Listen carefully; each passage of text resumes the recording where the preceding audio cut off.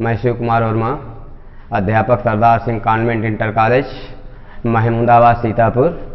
बेटा आज हम आपको पढ़ाएंगे कक्षा 10 विषय सामाजिक विज्ञान का भूगोल पाठ, इकाई 2 समकालीन भारत, अध्याय 1 संसाधन एवं विकास। लेसन का नाम है, इसका वीडियो नंबर 1 मैं आपको पढ़ाने जा रहा हूं।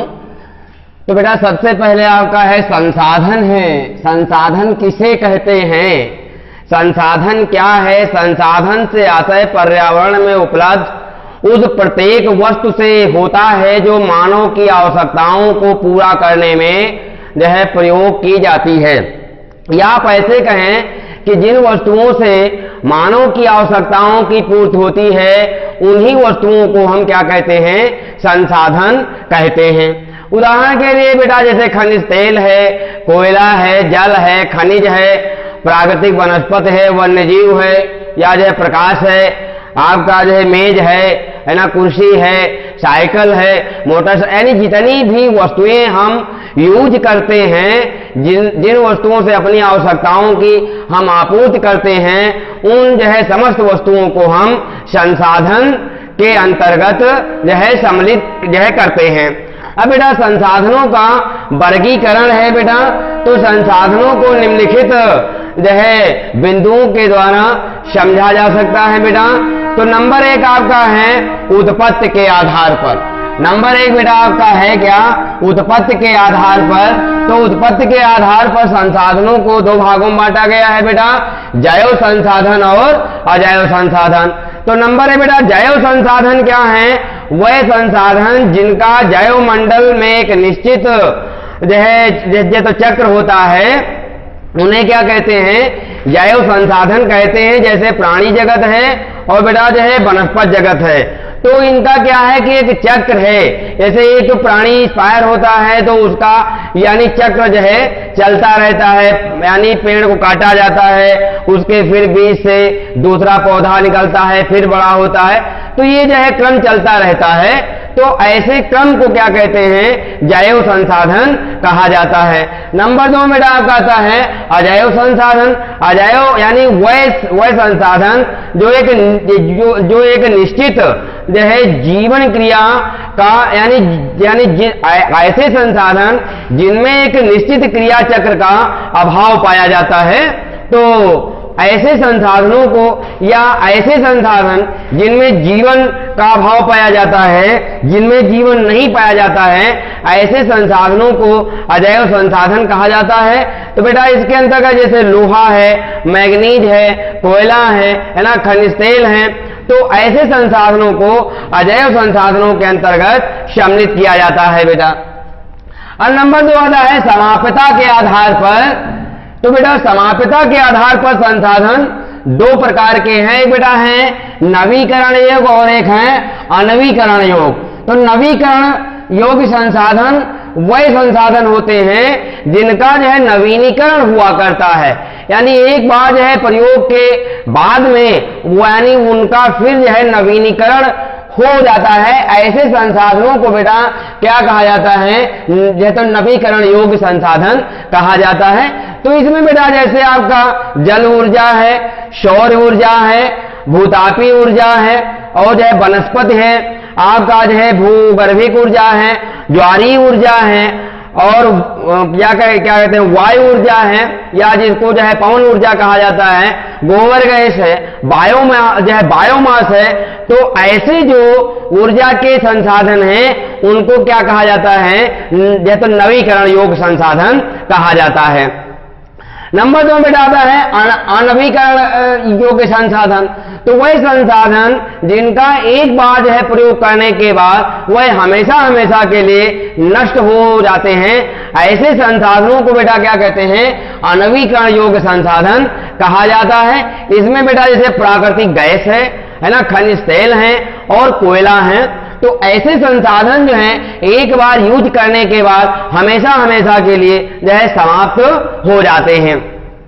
अब बेटा अगला आपका आता है स्वामित्व के आधार पर जो है संसाधनों का वर्गीकरण। तो बेटा स्वामित्व के आधार पर संसाधन 4 प्रकार के हैं। व्यक्तिगत संसाधन, तो व्यक्तिगत संसाधन या जिनको बेटा कहते हैं निजी संसाधन, या जिसको पूंजीवाद कहते हैं, तो ऐसे संसाधन बेटा वह संसाधन होते हैं जिन पर व्यक्ति विशेष का जो है क्या होता है, आधिपत्य होता है या जो है नियंत्रण होता है। ऐसे संसाधनों को क्या कहते हैं, व्यक्तिगत संसाधन कहते हैं। तो ऐसे संसाधनों के अंदर बेटा जैसे भूखंड है, कार है, घर है, मोटरसाइकिल है, तो ऐसे जो मतलब संसाधन हैं इनको क्या कहते हैं, व्यक्तिगत संसाधन कहते हैं। नंबर 2 में आता है बेटा सामूहिक संसाधन। बेटा सामूहिक संसाधन वह संसाधन होते हैं जो एक जो है समूह के लिए अवेलेबल होते हैं, एक जो है समूह का उन पर नियंत्रण होता है, यानी किसी व्यक्ति विशेष के नहीं होते हैं। जैसे बेटा खेल के मैदान हैं, चारागाह हैं, तालाब हैं, रेलवे स्टेशन है ना, बस स्टाफ हैं। तो ऐसे जो क्या है संसाधन हैं, तो यानी ऐसे संसाधनों पर एक जो है समुदाय का जो है मतलब एक जो है समुदाय का जो है नियंत्रण होता है। तो ऐसे संसाधनों को है सामुदायिक संसाधन के रूप में जो है जाना जाता है। अब बेटा राष्ट्रीय संसाधन नंबर 3 में आपका आता है राष्ट्रीय संसाधन वह संसाधन जिन पर राज्य सरकार या केंद्र सरकार का जो है नियंत्रण होता है। तो ऐसे संसाधनों को क्या कहा जाता है, राष्ट्रीय संसाधन कहा जाता है बेटा। जैसे खनिज पदार्थ हैं, है ना, जल संसाधन है, भूमि है, वन है, वन्य जीव हैं। तो ये संसाधनों पर बेटा किसका आधिपत्य होता है, राज्य सरकार या केंद्र यानी केंद्र सरकार का आधिपत्य होता है या जो है नियंत्रण होता है। अब बेटा अगला आता है अंतरराष्ट्रीय संसाधन, यानी वह संसाधन जिन पर अंतरराष्ट्रीय संस्थाएं या ऐसा कहिए कि वह जय संसाधन जो अंतरराष्ट्रीय जैसे संस्थाओं के जय नियंत्रण में कार्य करते हैं। जैसे बेटा इसमें क्या है, खुले महासागरीय संसाधन है, उन पर किसी देश का जय नियंत्रण नहीं होता है, वन अंतरराष्ट्रीय जय नियंत्रण होता है, संपूर्ण विश्व का उन पर जो है नियंत्रण होता है। अब बेटा अगला आपका आता है विकास के आधार पर। तो बेटा संभावी संसाधन है। संभावी संसाधन बेटा वह संसाधन होते हैं यह किसी क्षेत्र में विद्यमान समस्त संसाधन जिनका अब तक उपयोग नहीं किया गया है।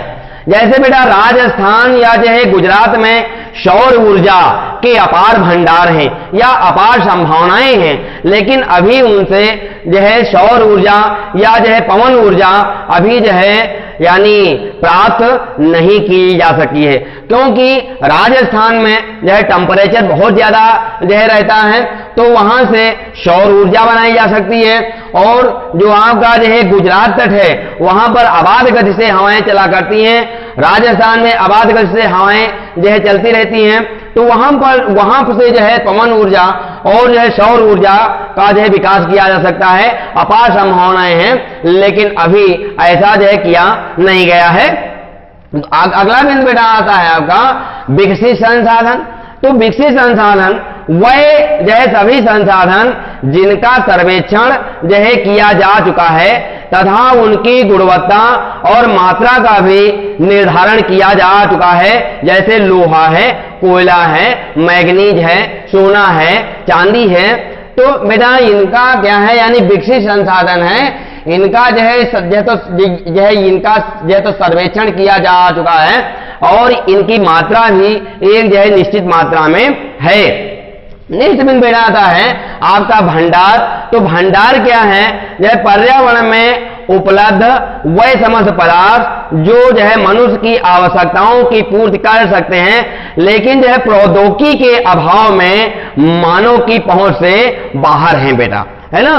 प्रौद्योगिकी का मतलब है कि अभी इतना ज्यादा उद्योगों का विकास नहीं हुआ है, यानी हम उनको यूज नहीं कर पा रहे हैं, यानी उनको हम अपने उपयोग में नहीं ला पा रहे हैं। जैसे बेटा भूतापी ऊर्जा, यानी भूतापी ऊर्जा हमारे पास बहुत है, लेकिन हम उसका जो है प्रयोग नहीं कर पा रहे हैं। अब बेटा नेक्स्ट बिंदु आपका आता है संचित कोष।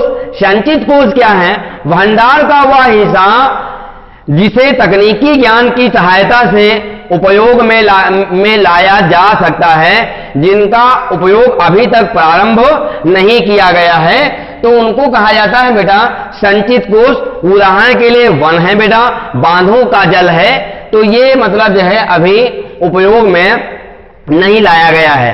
अब बेटा अगला बिंदु आपका आता है संसाधनों का विकास। संसाधनों का विकास क्या है?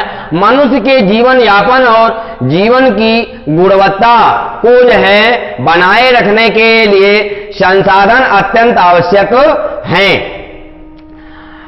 मानव द्वारा संसाधनों के विवेक रहित उपयोग से अनेक प्रकार की समस्याएं उत्पन्न हो गई हैं।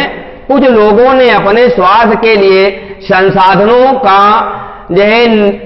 जो तो निर्ममता पूर्वक दोहन किया है, जिसके कारण वह समाप्त होने की अवस्था में आ गए हैं। अब बेटा देखिए, मानव के द्वारा संसाधनों का विवेक रहित उपयोग किया गया है, यानी जो है प्रयोग किया गया है। देखिए बेटा, महात्मा गांधी जी ने कहा था कि हमारे पास इतने संसाधन हैं जिनसे मनुष्य का काम चल सकता है, लेकिन वह स्टोर करने के लिए नहीं है ना। यानी कहने का मतलब है कि व्यक्ति जैसे पानी का निर्ममता पूर्वक दोहन किया, प्राकृतिक वनस्पति का निर्ममता पूर्वक दोहन किया, अंधाधुंध कटान किया, आज इसका परिणाम क्या है? वनों का क्षेत्रफल कम हो गया है, आज वाटर लेवल घटता जा रहा है। ये क्यों है ऐसा?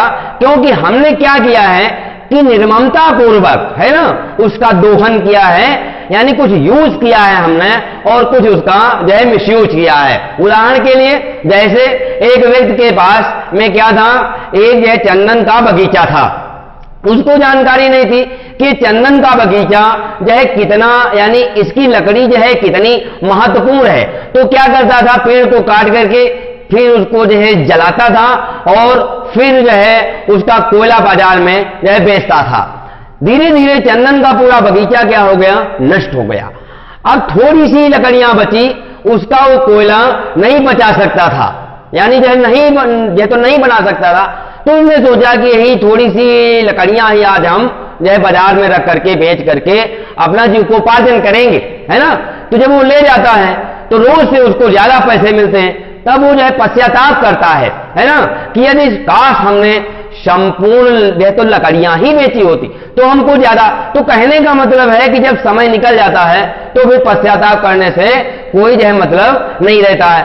तो हम यानी क्या है कि संसाधनों का इतना उपयोग करें जिससे हमारी आवश्यकताओं की आपूर्ति हो जाए, लेकिन हम उसका मिसयूज ना करें, है ना, यानी उसका अंधाधुंध जो है उपयोग ना करें। जैसे हमने प्राकृतिक संसाधनों को जो है जलाया, कोयला को जलाया, है ना, पेट्रोलियम पदार्थों का हमने यूज किया, अंधाधुंध हमने यूज किया, जिसका परिणाम क्या हुआ कि आज जो है वायु जो है प्रदूषित हो गई है ना, वायु गंदी हो गई है, जिससे लोगों के अंदर अनेकों प्रकार की बीमारियां फैल रही हैं।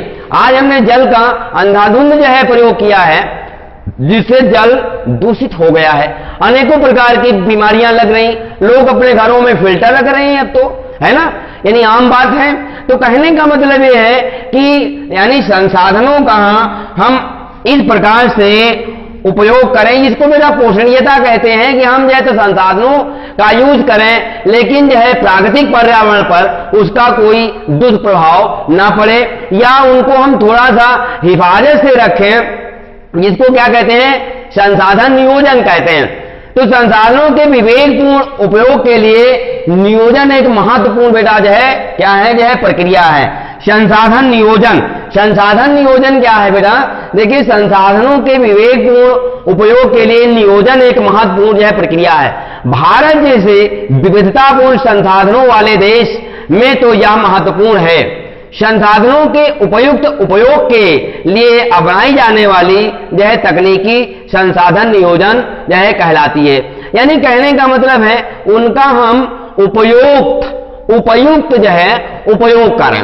जैसे जो है पेट्रोलियम पदार्थ हैं, तो हम क्या करें कि अपनी जो कारें हैं, जो हमारे यातायात के साधन हैं, उनकी समय समय पर जो है ग्रीसिंग होती रही, तो इससे क्या होता है कि हमारा जो ईंधन है वो भी बचता है और जो है पर्यावरण जो है प्रदूषण भी शुद्ध रहता है, साफ रहता है। अब बेटा नेक्स्ट बिंदु आपका आता है संसाधनों का संरक्षण। तो बेटा संसाधनों का ये तो संरक्षण या उनको बचाना है ना, उनको बचा करके रखना क्या कहलाता है? संसाधन ये तो संरक्षण कहलाता है। पृथ्वी की सतह एवं भूगर्भ में संसाधन निश्चित मात्रा में उपलब्ध है बेटा। इस जो धरातल पर निश्चित मात्रा में संसाधन क्या है बेटा? मौजूद है, यानी अनिश्चित मात्रा में नहीं है कि हम जितना चाहें उतना यूज करें। अब बेटा क्या है? तीव्र जनसंख्या वृद्धि है, औद्योगिक कारण है ना, कृषि में आधुनिकीकरण एवं तो शहरीकरण के कारण संसाधनों की मांग में तो लगातार वृद्धि हो रही है ना। क्या है बेटा? तीव्र जनसंख्या, यानी जनसंख्या बढ़ रही है तो संसाधनों की मांग बढ़ रही है, औद्योगिकरण बढ़ रहा है तो संसाधनों की मांग बढ़ रही है, कृषि में आधुनिकीकरण बढ़ रहा है, संसाधनों की मांग बढ़ रही है, और बेटा शहरीकरण या तो नगरीकरण बढ़ रहा है तो संसाधनों की तो लगातार मांग में वृद्धि हो रही है। अतः संसाधनों के अतिशोषण के कारण बेटा समस्याएं उत्पन्न हुई है ना। बहुत सारी समस्याएं उत्पन्न हुई हैं, जैसे भूतापन है या भूमंडलीय तापन है, ओजोन परत का कमजोर होना है ना, पर्यावरण प्रदूषण है। तो ये बहुत सारी समस्याएं उत्पन्न होती जा रही हैं। ऐसी स्थिति में हमें अपना अस्तित्व बनाए रखने के लिए संसाधनों को बचाना अति आवश्यक हो गया है, चाहे वो जल हो, चाहे वो ऊर्जा हो। तो इनको सबको बचा करके रखना नितांत आवश्यक है, जिससे हमारे जो आगे आने वाली पीढ़ियां हैं उनको भी इनका लाभ मिल सके बेटा।